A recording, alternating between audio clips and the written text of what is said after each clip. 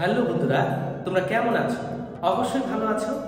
আজকে কিন্তু তোমাদের নতুন একটি আর্টের ভিডিও নিয়ে তোমাদের সম্মুখে হাজির হয়ে গেলাম। আজকের ভিডিওটি নতুন একটি গ্রামের দৃশ্য। তোমরা গ্রামের দৃশ্য কিভাবে অঙ্কন করবে আমি সহজ নিয়মে তোমাদের দেখিয়ে দিচ্ছি। আর যদি আমার এই ভিডিও তোমাদের ভালো লাগে তাহলে অবশ্যই লাইক, কমেন্ট এবং শেয়ার করে দেবে। তাহলে শুরু করি আজকের ভিডিওটি।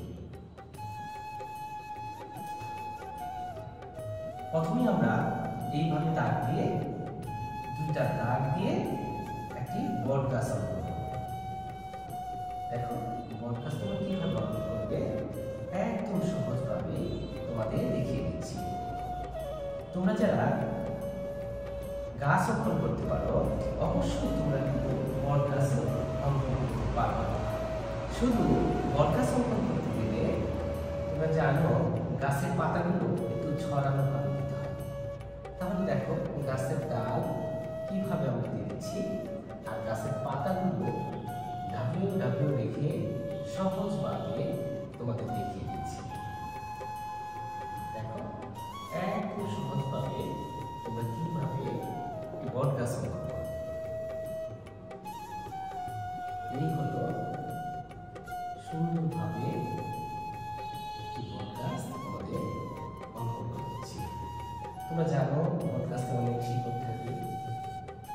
এই বট গাছের শিকড় দিয়েছি। বট গাছের শিকড় দিয়েছি।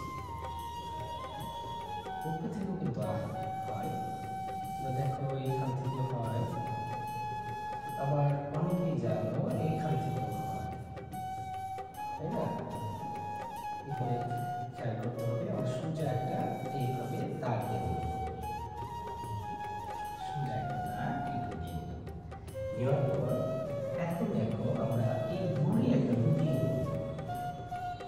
নদীটা কিভাবে অঙ্কন করছি তোমরা একটু খেয়াল করো। দূরে একটা নদী হয়ে গেল আর নদীর পাড়ে আমরা ঘরটা সহজভাবে অঙ্কন করছি। এইগুলো ঘর। তোমরা যদি একটু খেয়াল করো তোমরা বুঝতেই পারছো যে এত সহজভাবে সবকিছু কিভাবে অঙ্কন করা যায়। ঘর কিভাবে অঙ্কন করে দিলাম, ঘরের দরজা দিয়ে দিচ্ছি। এই হলো দূরে একটা খড়ের পাল্লা। এখন দেখো দূরের দরজাটা আমরা দিয়ে দিচ্ছি সহজভাবে। তারপর আমরা এইভাবে দূরে কিছু গাছ অঙ্কন করছি। এই হলো নদী, নদীর পাড়।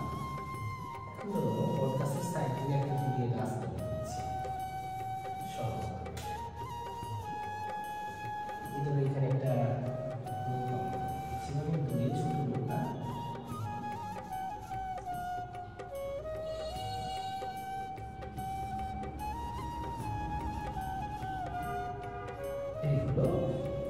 এই হলো আমাদের আজকের সহজ নিয়মে একটি ছোট্ট গ্রামের দৃশ্য। তোমরা যারা ছবি অঙ্কন করা শিখতে চাও অবশ্যই আমার ভিডিওগুলো তোমরা যদি না টেনে দেখো তাহলে সহজেই শিখতে পারবে। তাহলে আজকের মতো এই পর্যন্তই। ভালো থাকো, সুস্থ থাকো। আল্লাহ হাফেজ।